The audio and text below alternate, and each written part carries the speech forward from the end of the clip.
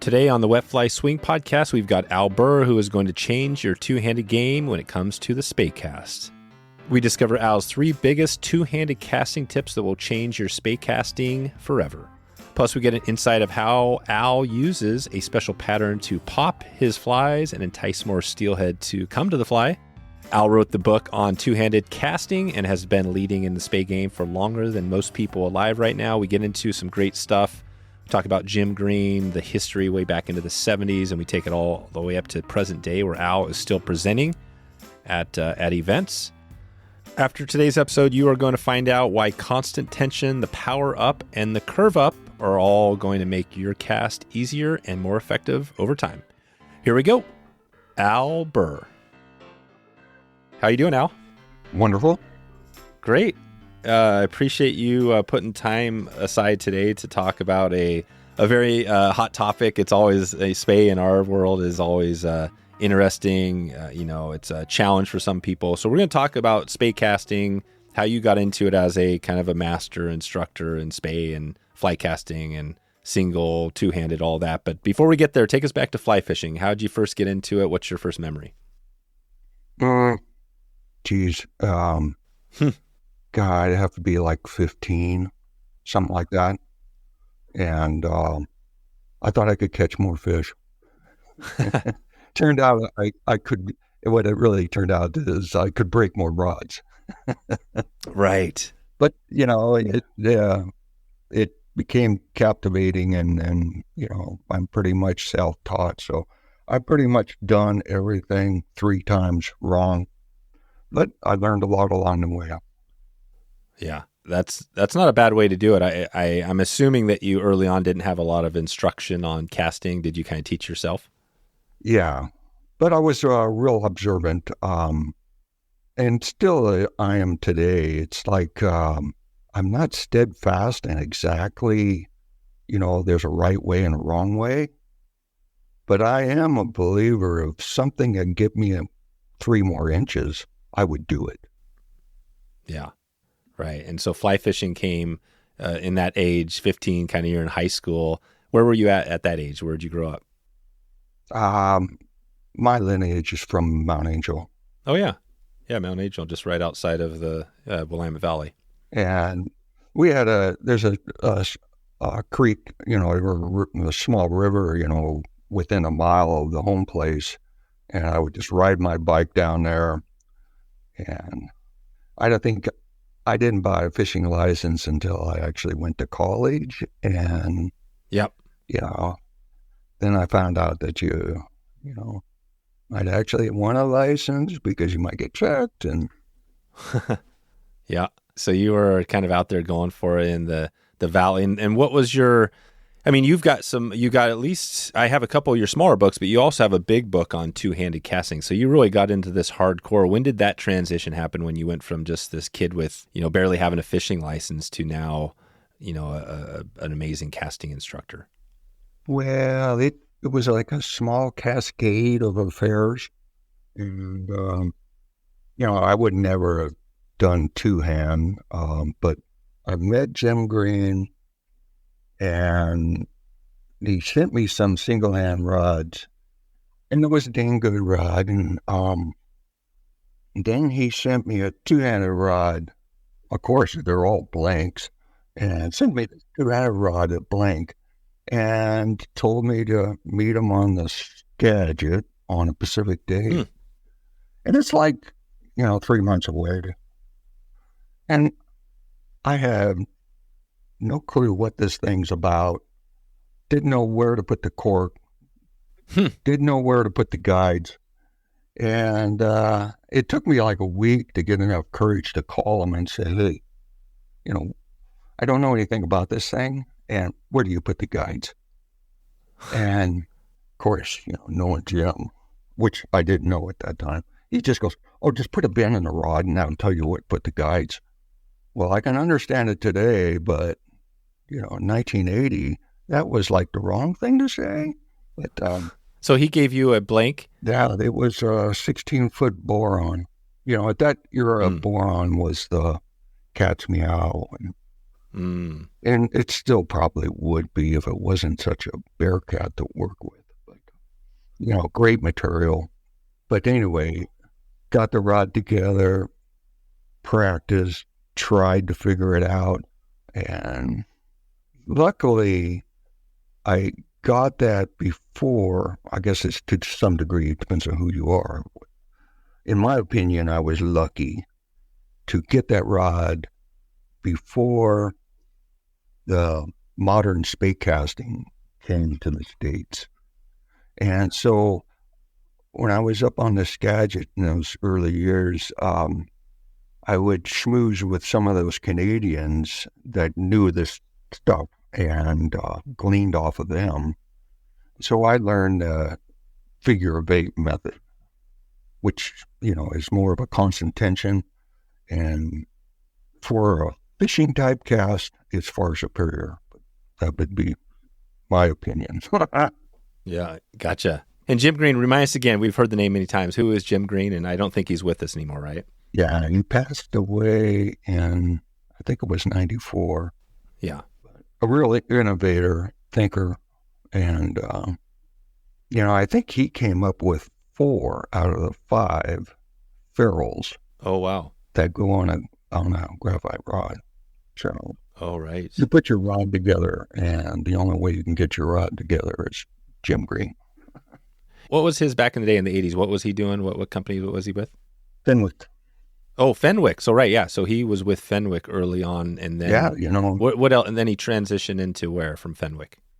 Well, he retired. Oh, he did? Yeah. Okay. And then shortly, in the 70s, Fenwick was the zenith. It was the center of the world. Yeah. And by the 80s, they were trying to do a more mass production market. And, that kind of eroded their, gold shining star. And so they became more ordinary. So they, became more generic. Mm. Jim retired, and then he worked with Don Green as Sage. Oh, right. With Sage, yeah. And that's how I was kind of like Jim's luggage. That's how I was with Fenwick, and then moved to Sage. And then Sage opened the door to 3M. And this whole thing is just a trail of being at the right spot at the right time. Yeah. And there was a vacuum. And to get more effective catching fish when I was going to college, and I was on I was paying for the college myself. So it was eat or go fishing. And I thought fishing might be better than eating. I had to make my own lines to get those fish. And because we were running sink tips and streamers and heavy water, catch big rainbows. And that got my line building. And when I met Jim the first time, I told him my problem. My problem was I was trying to chuck a line that just wouldn't fly. Yeah. And but it was so effective. And when he saw the line, he just looked at me and goes, "Well, who do you know in Seattle?" And it was the same line they were using, or real close. It was the same concept they were using in their two-handed rods up there. And he was intrigued in that I had stumbled across this stuff on my own, and I was running it on single hand. Yep. That's how we kind of fit together. And then I was building lines all along. In the early 80s, basically you could buy a DT line in the States, and that's about it. Oh, right. That was it. Yeah, in the 80s, it was just a double taper. There was no heavy. We just had Jim Teeney on recently, who talked about some of the weight, the stuff he was creating back in, I think, around that time, right? More. Yeah, super good guy. Yeah. That to some degree, is like, you could get DT13s in that era, and that was like the best line ever, because you could cut the two ends off, get two floaty shooty heads, and then you got the center. Well, you can get a couple Skagits out of that. And it was like, man, you can buy one line and get, 4 or 5 fly lines out of it. It was fantastic. Yeah, that is great. Wow. So basically going back, recapping that, I mean, Jim Green was, and I'm looking at a thing on, this is a video out there from 1975. It was a Fenwick thing he did with basically a 16 millimeter instructional film in 1975. We'll put a link in the show notes to this, but he had a lot of the flight casting, right? He wrote a book on flight casting from the beginning. He's got a bunch of things. But how did he originally connect with you? Why did he send you that rod? What was going on at that time? What were you doing? Well, I was, the local club had an annual fly fishing fair, and it was my job to round up the folks. And I contacted Jim to come down and do casting for us. And Jim came down from Bainbridge, comes down, does the casting, doesn't want any money, and then goes back home, all in the same day. At the same day? Yeah, it's like a 3.5-hour drive. Oh, that's great. And I'd never forgotten that. And and that's why, if I was giving instruction, especially for certification, can't charge. Because that would just be in the back of my mind what Jim would do. And so. Yeah, gotcha. Wow, so there it is. So basically you connected. And was the local event, was that one of the expos? What event was that? It was long before that. Oh, okay. This was with the San Diego Flycasters, and we used to do this spring thing, fly fishing fair. Oh, okay. So this was before the Albany show. Oh, yeah. Way before. Yeah. Gotcha. Wow. And what you're going to be at this year, I think you're going to be at the Albany show, right? Doing some fly casting? Yeah, why not? Yeah. I think it's a good show to go to. We just talked to one of the chairs who's leading it, and I think it's going to be a great event. I think they've done a lot of different things this year to kind of mix it up. But that's cool to hear you're going to be there. Hopefully we'll see you as well. So we talked about a lot here. You've got your rods, the two-handed rods. So talk about the book. When did that book, it seems like, I know you sent me a couple of smaller books, but when did the larger book come to be? When did you think like, hey, I need to write a book on this? Well, it was another Jim Green thing. He got me stuck on this casting board of governor for the Federation. And they had a single hand program, and it started out as just a casting instructor. Then it got branched out to be 2 single hand. So then they come along and they want to do a third one, and it would be 2 hand. So I got on that committee, and we spent a year doing that, getting a test. And then about the end of that, I inherited that thing as a chair. And so to get that program to fly, I had to convince the fellow governors that they should get certified. And one of the things that I had learned from teaching already was that not everything you tell them is what they understand. So you can tell them one thing, and then tomorrow they think they said something else. So I made up a book, basically, and had the printers printed. And the following year, that's what I used. And I had 12 governors come to that. I mean, holy mackerel, I had Joan Wolfe as a student. No kidding. Yeah, for your two-handed. So you're teaching two-handed to Joan Wolfe. Oh, yeah. Talk about scared straight, man. It was like beyond an honor plus scared stiff. Yeah, I could hear you. Wow. And this was at a local event. Was this at an event where Joan's there and you're just basically doing a demo for people? It was at a conclave. Oh, conclave, and yeah. I did that for probably 8 years. We do usually those conclaves start on a Tuesday, and we'd go there and have this on Monday, the day before. And a lot of governors would be flying in the day before, so we could just have a class on two-handed, and it was a success. But that's where this booklet started. You know, I had Schollmeyer shoot the photos, and I printed it up, and we used it for 2 years, and Schollmeyer took it to Franco-Mato. And Frank wanted to print it. And so I was like, man, Yeah. if you're going to print something, we got to do something more than this. Yeah. And so that's why, let's say if you opened up that book, probably the first half is the basic cast, and then it shifts. And so basically the first half is the previous book, and the back half has more casts in it. And it's more of a technical manual, which was probably good if you had that and Simon Gosworth's book. You put those two together, Wow. you could figure it out. No, this is great. And I'm looking on Amazon. I'm assuming that maybe that's the best place to find the book, although there's a hardcover and a paperback option, and the hardcover option right now is going for $1,500, almost $1,600. So, and the paperback you could get for $175 used. So is that the best place for people to go track down this book, or how do they find it? Sorry to say, and I apologize to everybody, but that's it. It's out of print. Yeah. But you have these other books, right? I have a version that I edited, wouldn't change the format, and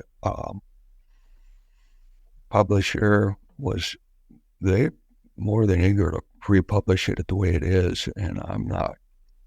So we're at a point, we're deciding who's in charge, and currently there's a limited access. Yeah, that makes sense. So, but it is, there's, I think at some point I will, it's like a year's work, but it would be nice to have a book on constant tension, which that is something that I think a lot of people misunderstand. And Waters West Fly Fishing Outfitters is your go-to resource for swung fly techniques, two-handed casting, and anadromous fish. Find out why Waters West has built a cult-like following around their fly tying materials and why they are the go-to resource for the OP and beyond. You can head over to wetflyswing.com/waterswest right now to check in with Ed and Kyle and get all geared up to get on the water. Maybe we can describe that a little bit. Because spey casting, there's a lot of challenges people have to pick it. Things have changed a lot now because with the Skagit style lines, people can pick up spey easier versus, say, a 16-foot long belly. But maybe you can describe that. Like, if you think about constant tension, what does that mean for somebody listening now who's maybe struggling with the spey cast? And does this apply to Skagit, Scandi, long belly, kind of everything? Yeah, it wouldn't matter the shape or length of the line. Where they differ is whether you stall or stop in the back loop or back cast or D loop, whatever you want to call it. And if you have any pause back there, which it's like a common cold. It's like a small virus left over from single hand overhead. And, you don't have to make that pause in the back. Once you can cross that point and realize that you can just turn and drive forward, then you can regulate the depth of the D-loop. And then you can use spey casting for what it's supposed to be used for, which is limited or no back cast. And the stop and go guys, which, basically is forced turnover, they got to have room behind them. Well, then why are you using a spey rod? Oh, right. If you need room behind you, what are you doing? Right. And to kind of tie this together, I've spent a lot of time fishing junk water because nobody else can fish there, and the fish will migrate to those junky spots because nice big open riffles, they got 10 guys fishing it, and those fish will gradually move away from that, and they will go somewhere where there is nobody waiting. And so these junk spots, which can be a bearcat to fish or interesting, challenging, it's all a debate, and it's kind of, I guess, compared to golf. Yeah. If golf was a real game, they would play the whole thing with a 5-iron. Right. But they got all these different clubs, And they're overpaid then because they just changed the club. It's not like a level of difficulty where, in this game, you get one tool and you got to play the whole game with it. Yeah, right. And I think that's where, let's say, constant tension allows you to regulate the amount of energy created in the D loop and then the depth of the D loop. And, for the folks that, and it's not to pick on the stop and go people because it's real easy to understand those principles, but in a roll cast, you need just to drag the line back and get it behind the rod, and then you can roll the entire line off the surface. Well, that isn't very much of a D loop. And that very limited loop will pick up and drive the entire length of your line. And it could be 70 feet long, and it would still do it. Mm. Well, the constant tension will probably drive it even further, and you could have the same depth of loop. And this is where you can be jammed up. Let's say this time of year, you're fishing in a coastal river, so it's got a canopy jammed with brush. And one thing that those canopies with brush have is on end, every limb has a hand that grabs. Right. And so if the ply line even gets, within a foot of that tree, it reaches over and grabs your fly line. And where constant tension will allow you is that you can just bring the D loop up on your shoulder and then drive it forward. You're not even going to put it behind you. Just keep it within your eyesight, turn, drive to the target. And what in coaching folks, especially the stop and go forced turnover, they really struggle with that. That's where it's almost like a religion. Once you can get someone to cross over and believe that they can just, draw the rod back and then turn and drive to the target, once they, the limit or the space behind you really becomes null and void. Yep. But there's other attributes with it as well because you don't have any more skipping anchors, Right. That's a big problem, pulling your anchor. Yeah. And then power generation. So for every ounce of energy to drive the cast to the target, there must be one more ounce stronger energy in the anchor. So if you can do a circle up, and swing up and around, if you're driving upward, so let's say if we draw a circle, a clock face, and if we're going to go and swing around and start at 6 o'clock at the beginning of a D loop and drive around the 3 o'clock, and 12 o'clock will be the target. Yep. So I got this elliptic circle, and so I am just going to pull on the line, get her coming, aim it to the anchor placement, and I might be pacing myself between 6 and 4 o'clock. But once I get to 4 o'clock, I really climb on with the power. And I swing around and just increase the power all the way to 12. And what happens is the energy or momentum created between 6 and 4 is regulated. So that's the depth of your D loop. But when you turn, as you arc around, when you swing from 4 to 3 to 2, now we have a vertical climb. And if you increase the thrust there, the tension applied, for every action, there's a reaction. So now you applied an upward momentum. So there's an equal amount of momentum pushing down on the tip of your line and your leader, pushing that down. So when you circle up, that tension is pressing your anchor down into the water. So that allows you, once you get to 2 o'clock and you're plowing into it, because I took half your T-loop away because there's a tree in the way.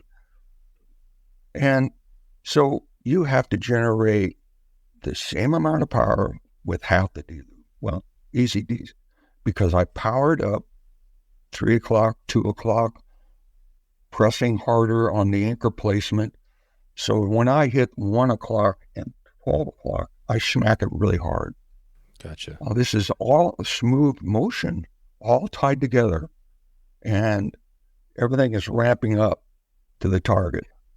But what happens is that circle up presses the anchor placement, makes it grip, and shoots it off. Yeah. You know, say, what would be about 90, late 80s, 90s, somewhere in there, I got to have a couple times sessions with Johan Anderson. And although he was a little secretive on what he would do, but just watching, I'm a pretty good pirate. And that is one of the things that I saw when I quizzed him about it. His defined circle up, it created the line to exit from the anchor placement to rise up vertically. And so it didn't release at a low angle from the water, back towards the caster, then to the target. It actually just rose vertically off the water, perpendicular, and then up went to the target. And that is how he was able to set up a line skewed in front of him. So it's out of placement, out of alignment, and then be able to drive right to the target. You would see it happen and you would scratch your head, but then it was like, oh, he made the line exit the water vertically and in line to the target. It wasn't the fact that the line was placed skewed. And that was a nice door open for me. And, that compared, let's say, to convince me of constant tension, Jim, this will be a few years earlier, Jim made this. It was a 16-foot 9-weight. And then he made a butt section that had the reverse taper to it, so it was skinny in the handle. And it was a remake of the Grant's vibration rod, from, 1920. So this was the rod Alexander Grant used. And so the taper and the butt section went the other way. So the wall thickness was incredible. It was probably, 90 thousandths thick. So it's, the butt section is probably worth it. It's probably got $500 of graphite in it. Wow. But the wall thickness is super stout, but all the flex is in the butt section. And so when you would swing around and make the cast, you would be in the stop, and out of the corner of the eye, I would see the tip top of the rod. And that rod is torqued in the shape that I swung around in, and then it would drive to the target. And seeing that repetitively, and then see a nice cast come out of it, that's what convinced me that this constant tension thing was a reality. Yeah. And what would be the opposite of constant? So you have constant tension, which is you're not really pausing, or what would be the opposite of constant tension on a cast? Well, forced turnover. Just stop and go. Yeah, so stop and go. So coming up and doing a snap T. So you're going to, the problem with if you make a stop, it's mandatory. There's no way out of it. If you make a stop, you have to pause. And then you can start again. So you load the rod, you make a stop, the rod unloads or straightens, and then once the rod straightens, and then you can reapply the power. And the problem with pause is you lose tension of the line, and now you allow slack or waves. The rod will vibrate a little bit, and every little vibration's got a wave, and you got to pull that taunt again. So Depends on how shaky the guy is in the back loop. That just means he's going to have to sacrifice some of his forward cast. And, the constant tension person, it's not that the tension's even, it's the tension is always there. And you're trying to, at the first movement of a cast, you're trying to hold on to some tension the entire time, and it's about conservation. I'm going to start my lift, and some of that energy from the lift is in my final delivery. Right. So I'm going to try to hold on to it. But there's so many other things that you buy with that, is that since you've always keep the line taut, it's ready to go. It's ready to cast. So it's all, this is how they say multiple spiral type casts. Why is it possible? Well, as long as you can keep the line taut and tension, it's ready to go. All you have to do is aim to stop. And this is how you can just make these multiple spirals and then, aim to stop. And you'll just shoot off. Yeah. Without a D-loop is what you're saying here, is that you could do, if you keep constant tension and you do the power up piece that you're talking about, you can do that without the D-loop even coming behind you.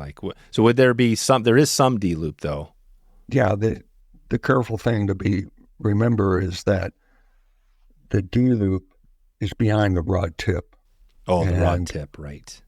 I guess it's easy to teach a student, and it would be practical to put the D-loop behind your shoulder. Yep. But in reality, the D-loop is behind the rod tip.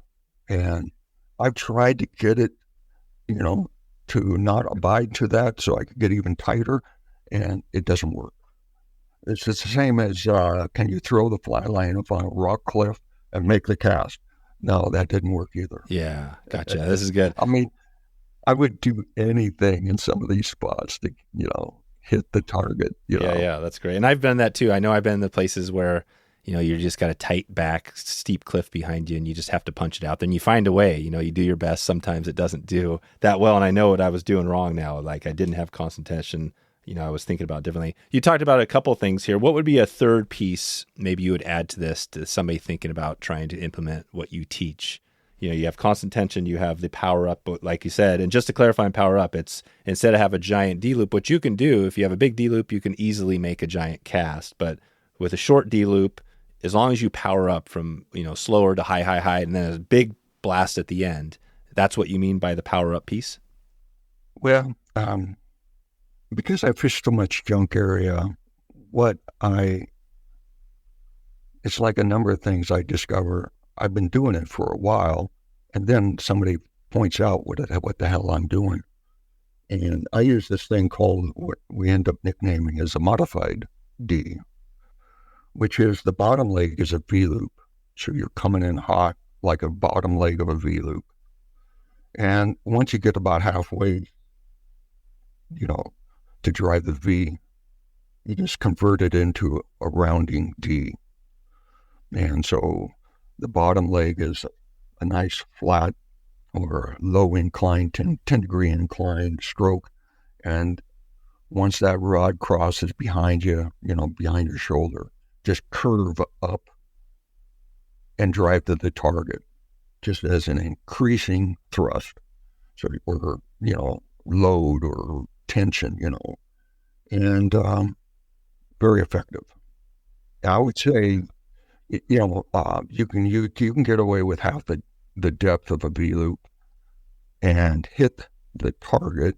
And I'm willing to say you can go further than a V-loop, because that, as we mentioned, that vertical rise in the circle up, if you're tensioning the line, then you're also pressing and gripping the anchor. And that anchor grip is equal as important as the forward cast. Because you can really hit a forward cast and not have a good secure anchor, and that just doesn't work out. You end up eating a fly. How do you get the anchor grip, a better anchor grip? Well, that's in that circle up. We mentioned that, from that rod swinging from 4 to 3 to 2, that's an upward momentum. And because of the rule, for every action, there's a reaction. There's an equal amount of pressure pressing on the line into the water because you have this upward motion. Now, you're going to have the equal amount of motion pushing it backwards or pushing it downward. And this is where that modified, taking a V-loop and cutting it off I would start out, cut it off at 3/4 of the depth of it.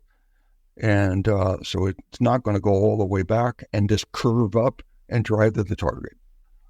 And that curve up will really set. And you just got to you got to give up on that pause in the back. You just can't pause. So you just drive back, curve up, go to the target. Yeah. When you say don't pause, I'm just thinking you come back with a D loop and you kind of, I don't know if you almost stop, but you're saying don't do that. You just come, as you swing, you just keep moving. Yeah. There's just never a pause or nothing there. And you'd be amazed that it's nearly impossible for people to do that. Right. The forced turnover people. And I can tell you this from, giving certification tests, which was never my favorite hobby, but it came with the job. But when we'd get these guys that could make really nice V-loops, the next task was to make a D-loop. And, it's almost 100% of them could not do a round D-loop.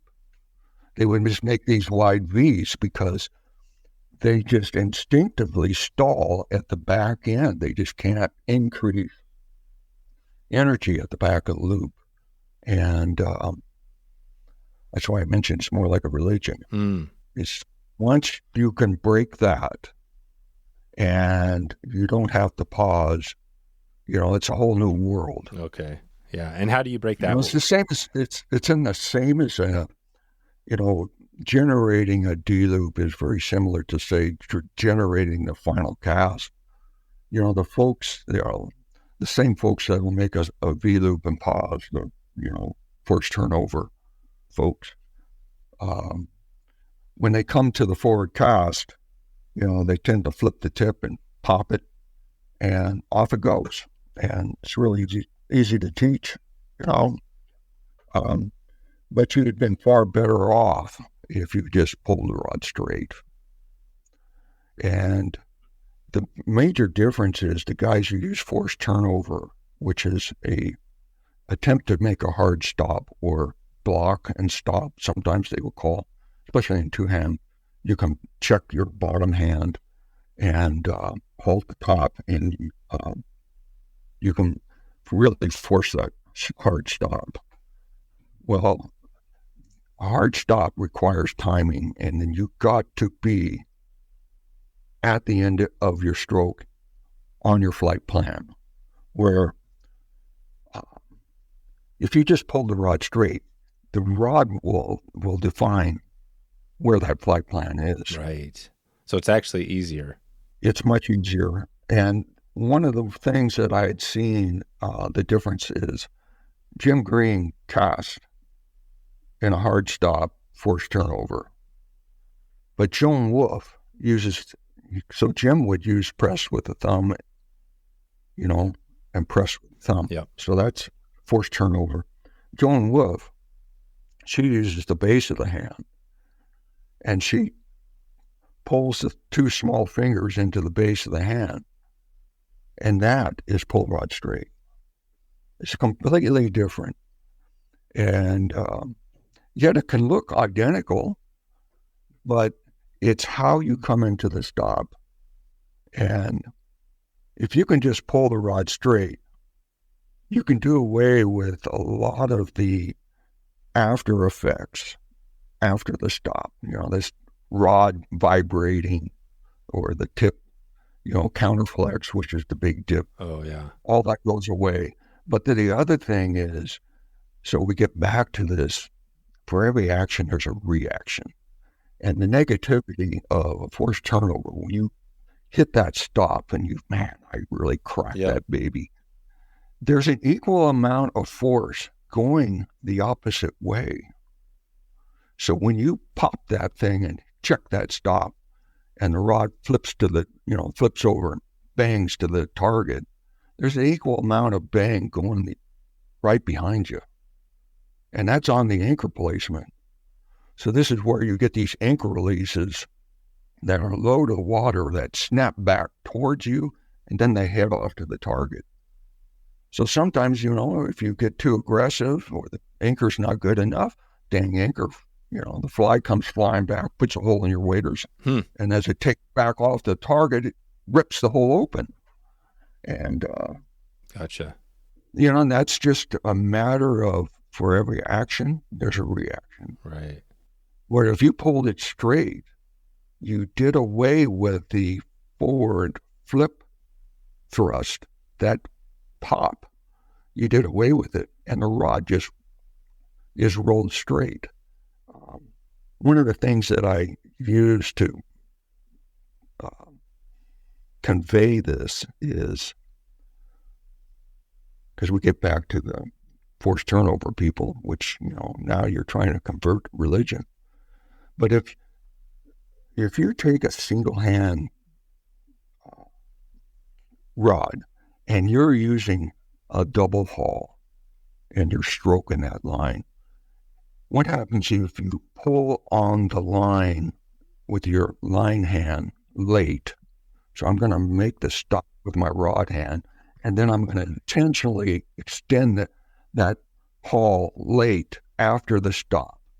Well, the line doesn't go any further, but it straightens faster. And, that's something you can do in your backyard, and you can see it happen, and you can pull on that late.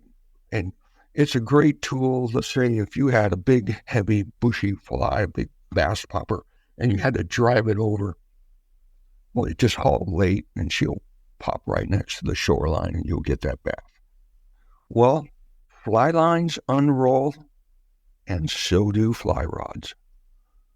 So that fly rod doesn't flip over, it unrolls. And that's why we have fast tips and slow tips, because that is the speed in which they unroll. And so by just shifting your mentality to pull rod straight, the total focus is in straightening the rod. Straightening.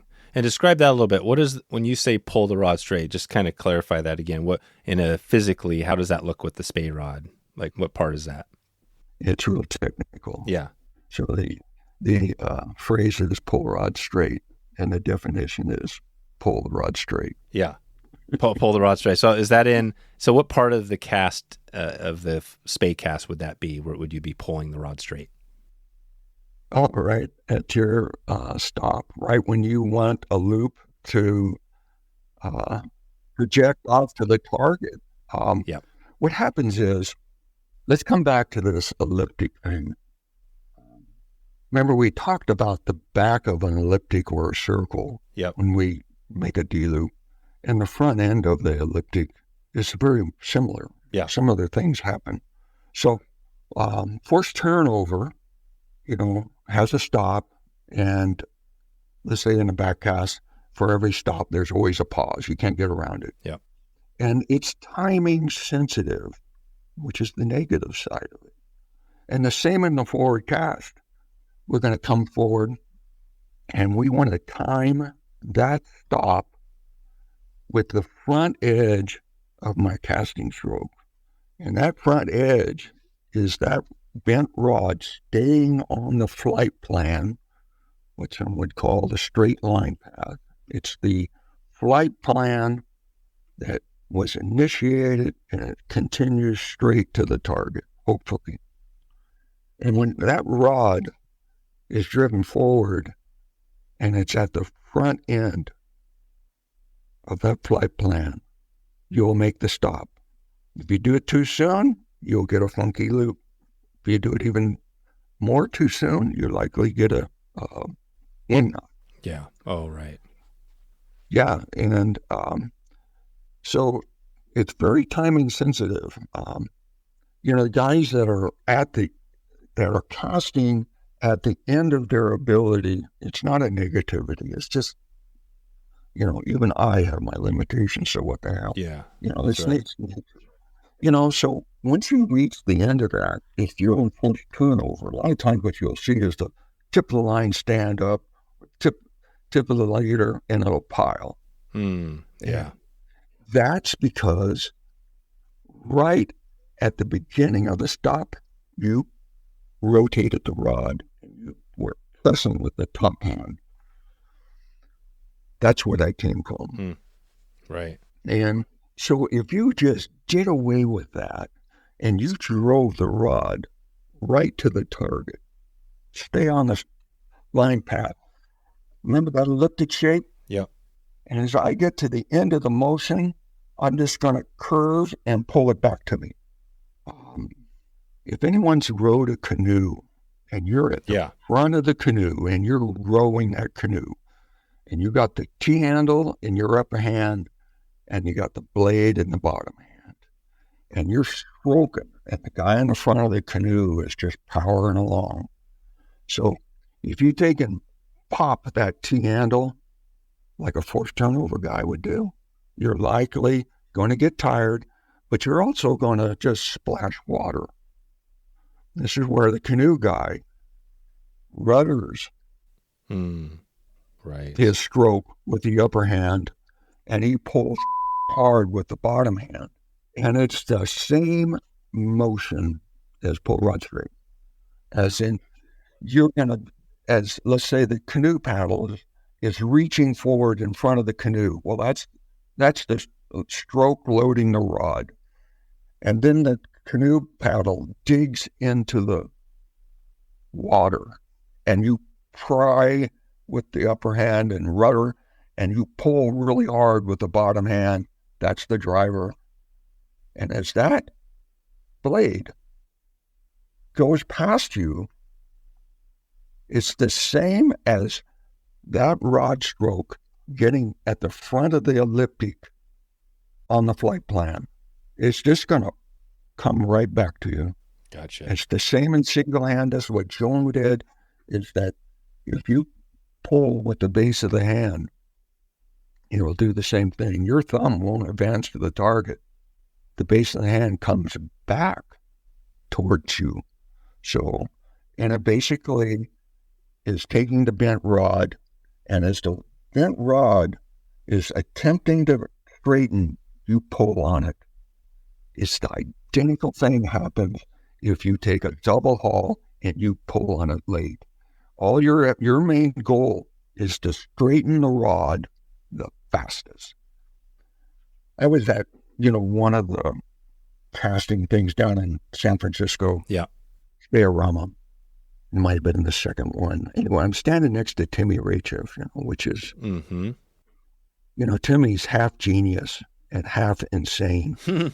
And Timmy's standing there and he just pops off one of his genius things. He goes, well, it's clear today the man who straightens the rod the fastest will win. Yeah. There is a lot of good meat in that phrase. It's not about how much power, it's about how fast you can straighten a rod. And that's why Whitney Gould can outcast me. Right. I can pick Whitney up. She can't pick me up. But she can cast twice as far. And it's because she can keep that line taut and straight, and she can straighten that line faster. Yep. Straighten the line. That's the key. The difference is in pull rod straight, your total focus is flight plan to the target, straighten the rod. Where the first turnover people, they have their same flight plan, but they have this stop. They have to time somewhere at the front edge of the stroke. And one of the dilemmas is when a rod travels through a stroke motion, whether it's front to back, back to front, it doesn't matter. As the further that rod gets away from you, traveling to the end of that stroke, the less control you have of the outcome. So Yeah. there's times that this has been 8 years ago. Server Sednek, he was a physicist, instructor, and bozeman. And he came with the same concept, but he did it mathematically. And part of it got me thinking about it. And it was another one of these things that I started working on to prove the false. But, I started looking at what he said, and then I realized, holy crap, I've been doing this. And I think, how about first stopping? Because, part of this, I would say a lot of this discussion is converting a stop and go type person to accept that there are other possibilities that you could just swing around and drive the target. So that would probably be, that's what I've seen. Once I could convert someone to believe that, then the sky's the limit. Trout Routes is the most comprehensive mapping app for trout anglers. With over 50,000 trout streams, 350,000 access points, public land maps, and more, Trout Routes is the #1 resource for navigating, researching, and exploring trout streams, and it deserves a place in every angler's toolkit.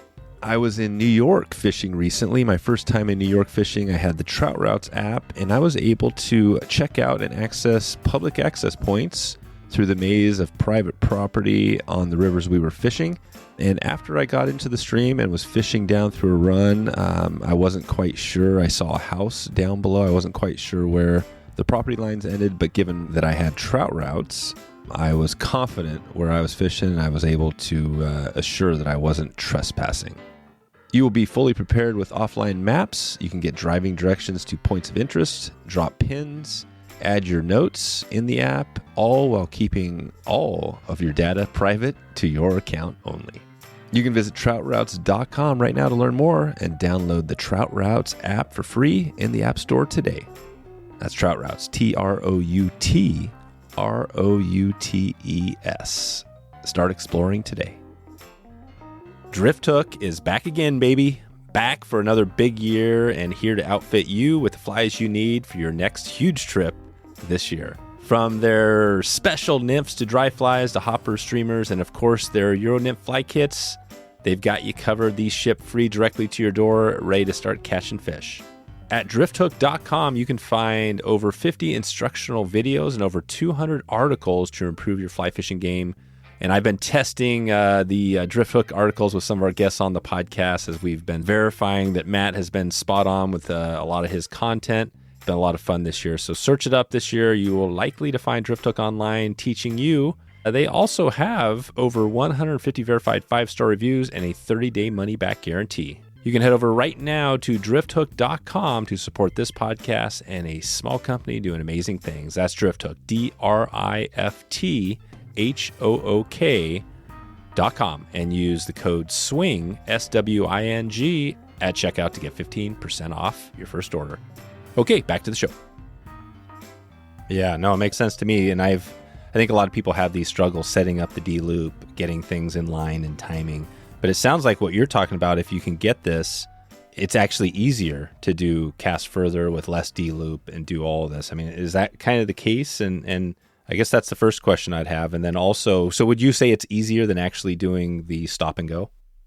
Oh, yeah. Yeah. Because stop and go has timing. Yeah, it's timing. That's the challenge. That's timing for a single hand caster too is always the struggle, right? Because, Yeah, part of this would be talking about what's the difference between forced turnover, stop and go, versus constant tension, figure of 8. And they're taught differently, but because there's no timing. You do away with timing and you convert it to rhythm. So now it's just the pace of movement. It's another phrase word would be old Scottish gilly.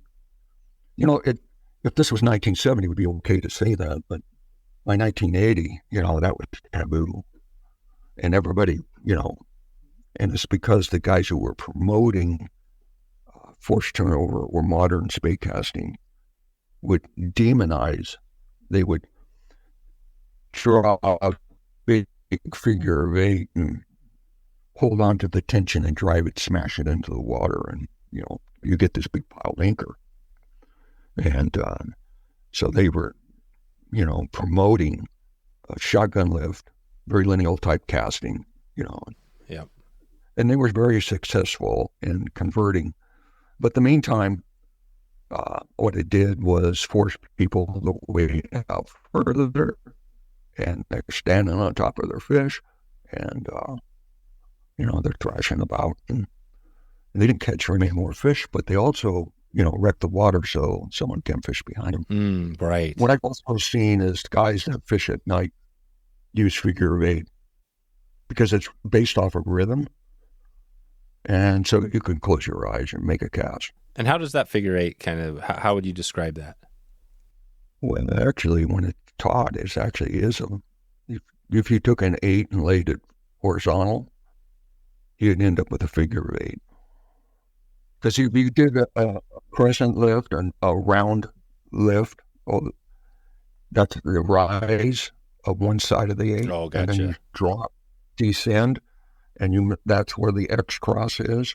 And then you curve back up, that's your circle. Oh, up. yeah, I see it. Yeah. And then you swing back down, across the crossover again. Yep. And then, because you can do loops like that, you can just swing back and forth. You'd look like a orchestra. Yep. I think that's probably where they got the idea. They probably saw a guy doing a figure of 8 in 1840, and they probably thought that would be a good way to run a band. Yeah. Gotcha. Well, let me come back to this post-turnover guy converting.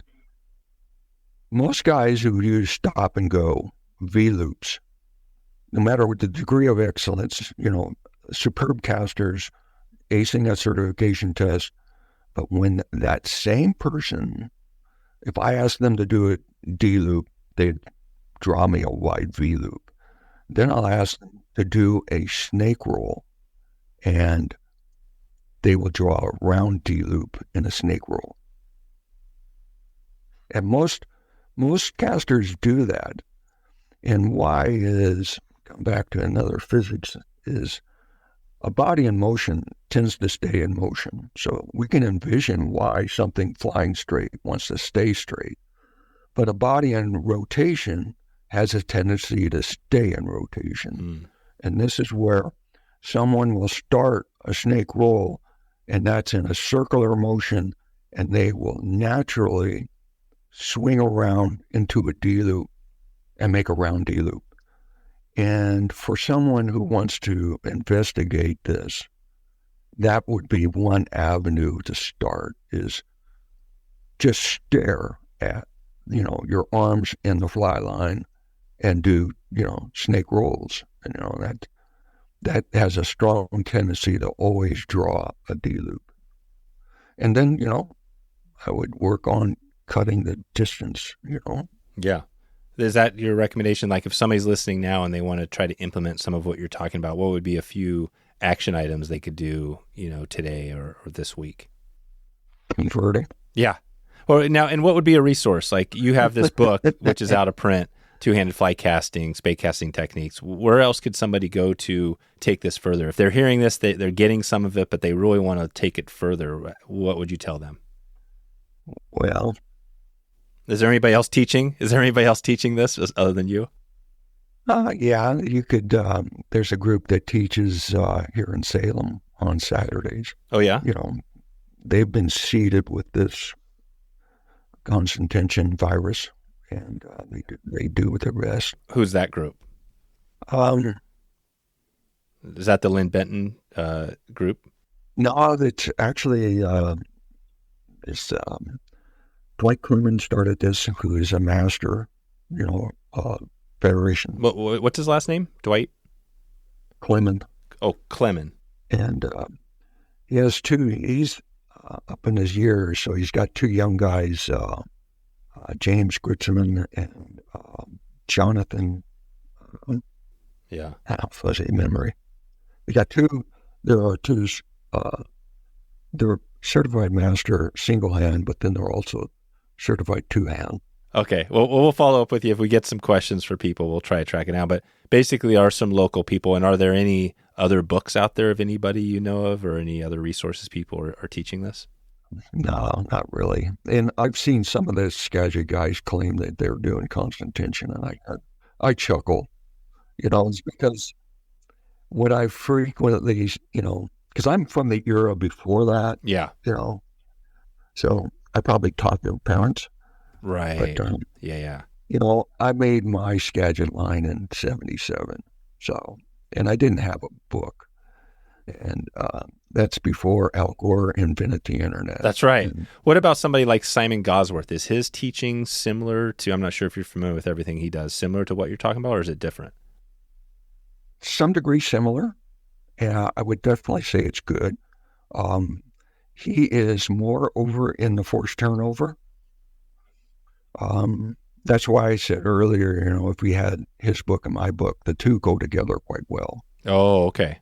His is more of a story log, and where mine's very little story, and it's more of a technical manual. Okay. So the two got to go hand in hand. Gotcha. What about videos? I see a couple of videos out here. One is Summer Steelhead PhD School with Al. I'm not sure where you did this. It looks like the Deschutes, but are there any videos? Is that something that would be interesting to look at? I see on Spey pages, there's Al Burr's modified D V loop. There's some discussion there. I see you out there. You're around. There's the flyfishingguideschool.com. Are these all things that you're affiliated with? Or these are older things? Well, some of the things I remember, and some don't. I mean, some of these are old, probably. Some of the things I have no clue. Well, here it is. Here's a question for you, Al. Let's look at the Spey pages. Shout out to Spey pages. But it said, somebody here said, has anyone seen DVDs or online videos illustrating the modified D/V loop as described by Al Burr in his book, page 29? So, and let's see if we got any answers here. I believe, here you go. Here's one answer. I believe Simon Gosworth talks a little bit about Rio's models, in their video. So, I mean, there is some discussion out there, but again, it seems like you are the one that needs to get into these discussions to clarify. But it sounds like there's not a lot of good, like, go to this spot to learn exactly how to do this. Yeah, it's more, you got to do it.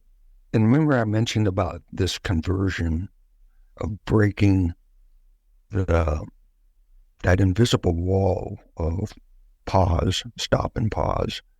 And once you can break that, then you can discover, because to really get modified D, there's no stop or pause in that backstroke. And I mean, you're in a real tight spot. You can get it up to about where your shoulder is. And I can tell you, it's coming back really hot. And when that rod shaft gets about to where your shoulder is, you just lift up like you're curling a 120-pound curl bar, and you swing around and you smack the target. And all I can say is, if you're picking up a two-handed rod and you think you're going to Spey cast, it's about zero back cast. If you're needing, it's reasonable to say you need a rod's length of room behind you. That's reasonable. But in reality, if you had constant tension, you can get your back up against brush and make a cast. As in, just to prove that point, in the back of my book, there's a photo of me standing on some pillars. And actually, I think I'm about knee deep.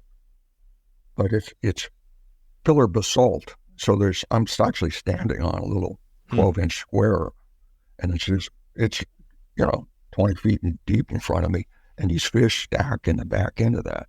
But the problem is, there's no room for a back loop. And so I did a 2-turn spiral, and this is where this, sink tip, or they call it Skagit lines now, but I did a 2-turn spiral and hit the stop. And the photo caught how big the D loop was. And I didn't get a bite on that swing, but in three more swings, I did get a strike. Yeah. And that's on a snake in January. Oh, on the snake. Yeah. What is your home river like when you like over the years you think of where you're spey casting? Where you spend your time? Is this steelhead, winter steelhead, summer steelhead? What is that? Well, my home water here would have been the Sandy Am, but The North Sandy Am or either one? yeah. Yeah. A spectacular river. In the heydays during the 80s, it was very good fishing, and now it doesn't have any fish in it. Right. It's all changed. What is if you were fishing for summer steelhead on North Sandy Am or the Snake River, what would your line set up, like rod, length, weight, line be? I use 2 rods over there. I spend, month and a half or so fishing in the fall. And I run basically 2 rods, and I actually scratch my head on, why I use it. And one's a 8-weight, it's a Sage X, 13-foot for an 8, which is a nice stiff spout. I should call it stiff, but well supported all the way through. You can hit that rod really hard, and she's gonna, straighten out really nice. And it's a great 100-foot distance. It doesn't want to go more than 100 foot. I use that for a wet fly, run on like a 40-foot head on it, and then I got an igniter. What the heck is that? It says 7-126. 12.5 foot for 6 or 7, and run a floating head on that and run a surface fly. And really comes down to how far. I run a popper. Popping for fish is taking skating flies to the next level, where you can really promote or provoke a strike out of a fish. And there's been moments that I could tell you that, I forced the fish to strike. Yeah. And this is on a wet fly, just swinging flies for summer steelhead. Yeah. And I know it's true because I've had, folks come fish with me, and I've coached them on it. And once they stop stripping that fly like a streamer, we're not fishing for Dorado, but if they can make that pop real short, they can force all those fish. And a minimum, what, I've forced whitefish to hit it. Yeah. And what do you mean by, and what fly would you be popping? What would be a typical fly? Little surface fly.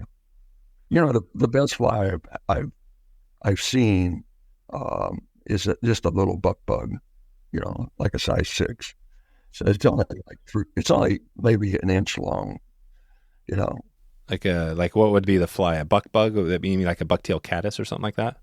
A buck bug is, everybody's familiar with a bomber, but bomber, sure. Buck bug is also a Atlantic salmon fly, but it doesn't have the front wing, and the tail end is real short. And the problem with the front wing, it just pushes the fly out of the fish's mouth. And the same with a long tail. It just pushes the fish out. Oh, yeah, I see it. Buck bug is basically like a bomber, but without the big calf tail sticking out. It's a woolly worm. Yep. Made out of moose. Hackle going the other way. Yeah. It's just a moose woolly worm. Moose. It's nice to get one rise out of a swing. But with buck bugs, I've had as many as 5. Of the same fish or different fish? Same fish, same swing. Yeah. So you got that That's fish amazing. so jacked up. Yeah, he's just, what do you think that fish is doing? When he's going for that buck bug, what's it feel like when you're swinging and he's hitting that 5 times, what's it feel like on your fly line? Does it feel like a tap or a tug? No, it's a surface fly. He's blowing the hole in the water. Yeah, so it's going crazy. Yeah, because it's a surface fly. It's just going to blow a hole in the water. Yeah. So let's say you cast out. You got a spot where that fish, so it's high rock, and you cast out and you bang that fly right on the water, pow, and let it set. Give it a 2 count, 3 count, and then start letting it swing. It'll start skating. A lot of times, as soon as it hits the water, if you got a fish laying behind the rock, the fish will blow up on it. Wow. But, okay, you cast into a known zone and hits the water, start skating, give it a pop. And just it's more of just a close on hand, but you just want that buck to barely move, disturb the water, so it's alive. And then you go back to skating, count to 4, do it again. And you can force that fish to come for it. And if you get the fish really jacked up, they will miss it and they will spin around. And a lot of times, if you can see the head coming up, you drop the line to them. You're trying to cut slack so they can just hoof it. And so that gets missed. So some fish, are just rolling on it. You see them, they roll on it and push it under the water. And it drops back a foot or so, start skating, give it a pop. Boom. And that fish, it'll circle around, hit it again. And I've had as many as 5 on one swing. Yeah. Wow. This year, I think I had a 3. I guess some people count how many 20-pound fish they caught, and I've had a few. It's okay, but it's not my cup of tea. No. You could go Chinook fishing and catch big, heavy fish too. It's like, yeah. What I get a kick out of is, and I've seen large fish just get so jacked up, and I mean, it's like you want to step out of the water. It's like, man, that fish is so jacked up. And they're missing the fly and they're spinning around and they're taking another schwack at it. And it's like, whoa, Yeah. Is this the Clearwater? Are you spending time on the Clearwater? I did in the 80s, but I thought it got too crowded by 90. Oh, yeah. So, well, where are you fishing now? Where are you hitting steelhead now? I spent a lot of time on the Snake. Yeah, like the actual main stem Snake River. Yeah. Yeah, not the salmon or any of that, but the Snake. Okay, cool. Yeah, I fished in the salmon, but I don't care for it has more fish. But, that has a distinct high water line. And, I don't know. It's not like this huge, which that's a very stable river. It's very boring there. Yeah.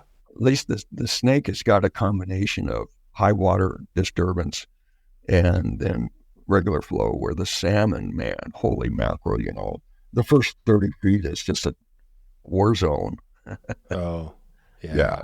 Yeah, I hear you. What is the your line? So you mentioned the 13-foot 8 weight, the 12.5, 7, 6, 7 weight. What would be the line you're using? What would be one somebody can maybe buy off the shelf, or could they? That's a toughie. Yeah. Is there anything? I think a personal thing. Is it more of a? I'm just trying to get the thing everybody talks about now: Skagit or Scandi, right? I mean, are your lines anywhere close to either of those two? Yeah. Most of what people think of Scandis are like a 30-foot long head. Yeah, exactly. And the downside of those is they don't fly very far. So, one of the physics that you just can't get around is once the loop straightens, it descends. And the problem with a 30-foot head is it straightens too soon. And so it kind of knocks you, it's hard to get a 30-foot head to go past 80. I struggle with the Scandi. I mean, I can do fine out there without wind, but if the wind comes up, I'm toast with like a typical Scandi type of line. And I'm not a great caster either. Well, I would agree in that. I would say it is the fly line you chose because it's very popular. And this is where design and the internet become a negativity. And the triangle taper is very popular in Scandi. And it's because of it's the heebie-jeebie in the public. And so they buy a continuous a monotaper that's 30 feet long. Well, a monotaper is really good for roll casting, but as soon as you go to shoot line, it is like the worst performing line. And then we go, I'm going to add the wind like you mentioned. Yeah. So now you've got this wispy end that because the monotaper is pacing that unroll, immediately as you make that loop, the heavy part of the line goes around to the bottom or the rod leg of the loop, and it's pulling that loop open. And then you have the wispy end that doesn't have much mass, and you try to drive that in the wind. It was not the line length that was the negativity, it was the line shape. And I just chuckle over. So when you asked about the lines, most of the lines I prefer are homemade, and it takes a pretty good wind to knock me off the water. Yeah, right. You need some good stuff. And it, like if driving a surface bug, you need a very positive turnover. And so now we got a zero backcast problem. So you need some mass in the back end that you can create your small D loop or a modified loop and just swing up and drive. So you can have, because a lot of times like a surface fly, 50 feet is a pretty good, reasonable length. 60 feet is getting a little bit out there, but once you get to 70, it's really hard to get them to manipulate the fly. Right. This is where I mentioned, maybe I was headed to it earlier, is what I've seen is if I got to throw past 70 feet, I'll just pick up the wet fly and just use that. Yeah. I'm not going to see the boils with the wet fly. No. And I'm back to searching where if I can fish shorter on that, I can stay on the shore, real small D-loop, don't touch the water. Now I can catch the fish that are laying like 4 feet offshore, and I can just creep along. This is one of the things that I saw Harry Lemaire do, and I was scratching my head, like, yeah, I don't know what the hell he's up to. And but he could catch fish, and if those fish haven't been walked over, they'll lay right up against the shore. Yeah, exactly. Well, you have something. You sent me a couple of things. One was How to Design Fly Lines by Al Burr. This is a kind of a paperback, a little book manual. So is that something people can purchase out there to take this a little deeper and grab that book? Yeah, Poppy's got it. Oh, Poppy's got it. Good. And what's the other one? You sent one on fly casting too. You have a similar. What's the title of that one? That's Fly Casting Mechanics. Yeah, Fly Casting Mechanics.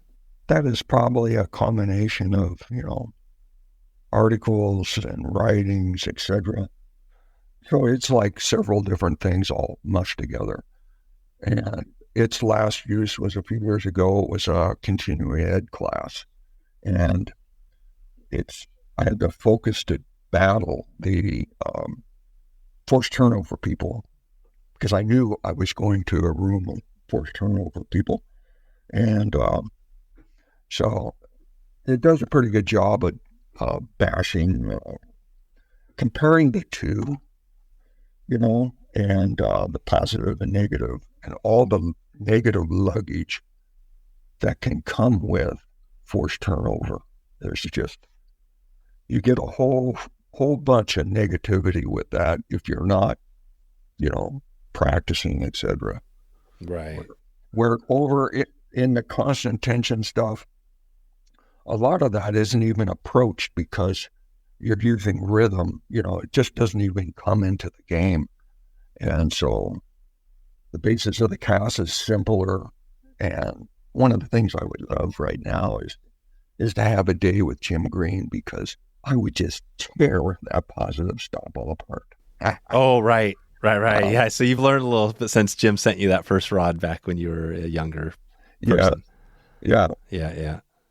Who else? We're going to get out here pretty quick, Al, but who else are some of the people out there that you look up to that are, either are not around now or are still around? Like some of like Jim's big name. Who else? You talked about Joan. Anybody else we might highlight?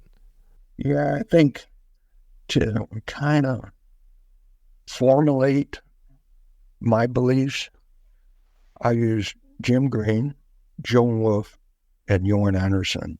And Johan, yeah.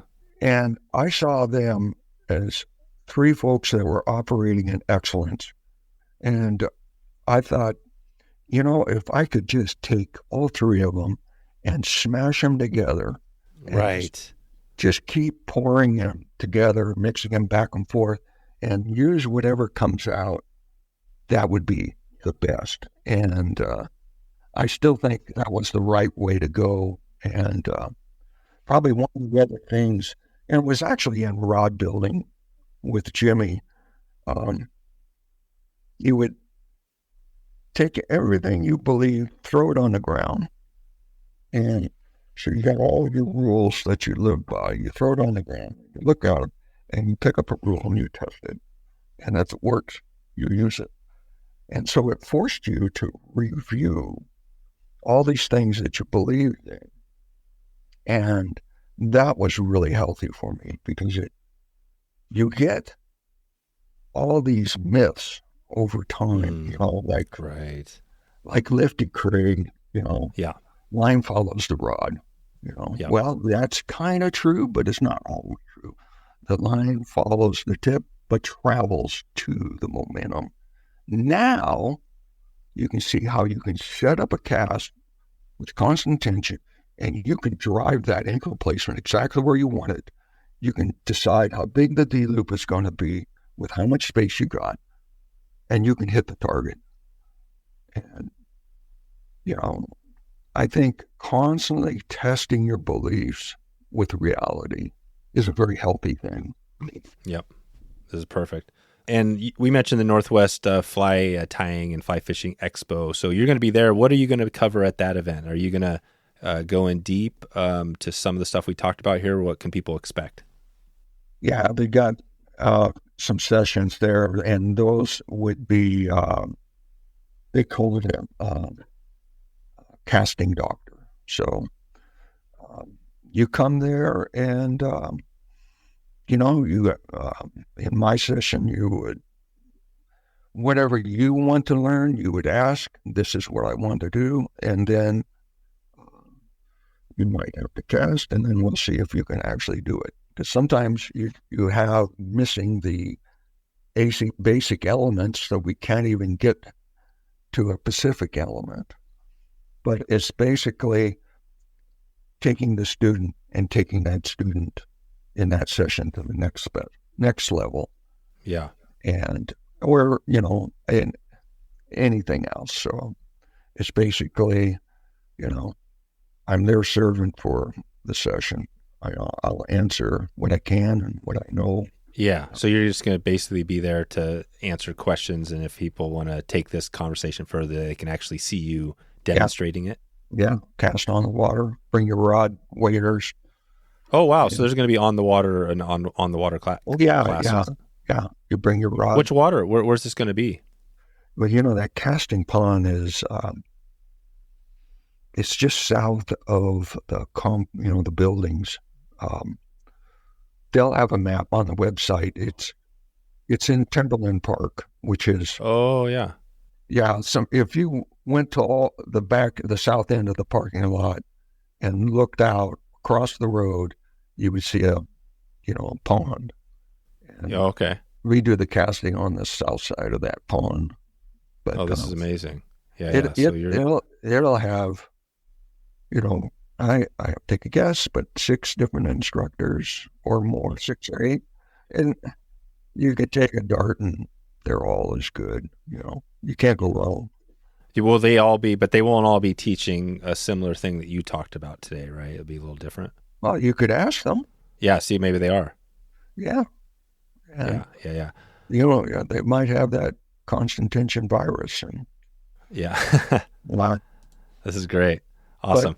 But I think, let's say, as you're wanting to wrap up, yeah, I would ask people to consider this: is if you're going out on a trip, most people think it's kind of reasonable to pack your waders first, but I would tell them practice your casting first. Yeah, because being able to cast somewhat well is far better than having leaking waders. And just invest in yourself, do some practice, and probably the best learning thing that I had is fighting through this on your own. In the 80s, with Sage and into the 90s with 3M, I did a lot of fishing and even more casting. And so casting was pretty much a daily thing and constantly, tinkering on rods. But low action rod, old school technology, hunt for it. If you can't find it, make it a double taper line. Why they don't make double taper lines anymore? Why? It's because they're not easy to cast. No. And who is the best teacher you're going to have? Well, it's that 75-year-old nun with a 5-foot ruler. And she is going to beat the crap out of you if you can't make your letters crisp. And that's what the modern, like an old sage brownie, just 40 millionths graphite, slow action. Yeah. It's going to be persnicative. You can't just force it. Then you put the DT line on it, and the expectation in flight is the same as your high-tech fishing outfit.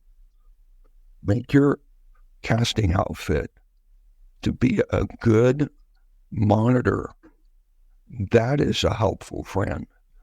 Make your fishing outfit something that is easy to cast, high performance, get her done, so you can be half asleep in the morning and hit that 80-foot mark with a breeze.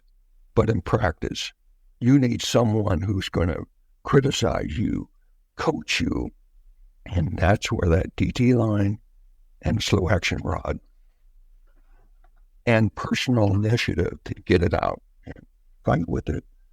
It will throw a narrow loop when you decide to make the right movement. Right. This is it. Good. Well, I think, Al, we'll leave it there, and we'll send everybody out to the nwexpo.com. That's probably a good place. I see your classes on Friday at 10 a.m., so hopefully people can engage with that. But you also maybe be around the show. People can touch base with you. And yeah, this has been a lot of fun. I think some of your teachings here, are going to require another follow-up, because I think that this has been awesome, and I feel like we're just scratching the surface. So hopefully I'll see you at the show. Maybe I can get a little insight from you there, and we can shed more light on it. But appreciate all your time today, and thanks for diving into this with us. Hey, thanks for the opportunity. That is a wrap. You can grab all of the show notes at wetflyswing.com. And please follow us on Instagram and share this episode out with someone you love. Please send me an email, dave@wetflyswing.com, if you have any feedback or want us to put together an episode on this podcast for you. Check in anytime. I hope you enjoyed this podcast and would love to meet up with you on the water. We have new fly fishing schools going all year long and all around the country, so if you want to connect, let's do it right now.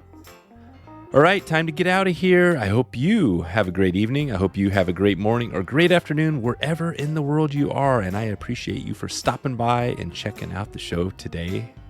We'll talk to you soon.